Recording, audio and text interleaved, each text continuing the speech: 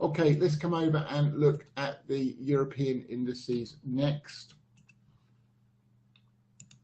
And start with the German DAX. So the DAX has pushed up relatively strongly this morning. I think we're done, or as I went through last night, unfortunately, all of that can be the 3 in the DAX, and we get the 4 back and then down one more time. And the DAX does tend to track quite closely with the US markets, which is why I'm starting to lean so we get a 4, 5, and then start the bigger move up. Now, even with this extra low, all we've got off the top is an A, B, C at that point.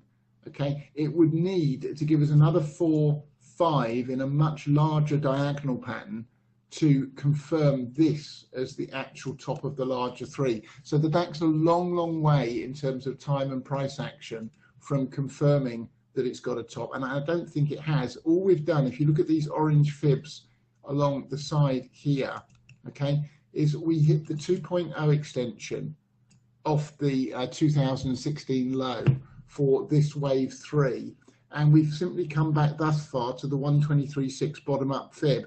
The extra low that I'm potentially looking for would be the 1.0. That's all textbook stuff for a wave 4.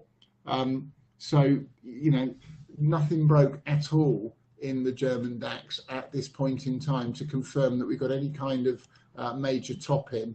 UK FTSE, again, as long as we hold above 68.99, I'm still looking up in the FTSE. It is going to have to get back above 75.52 as just an initial step, and I don't think it's going to do that all in one hit. It's going to need the first push up and retrace. So if you wanted to trade this to the long side, patience, wait for the move up, and then the hold on a retracement fib on the way back to give us a setup for a move up to 79.42 to possibly as high as 8200 next in the UK FTSE.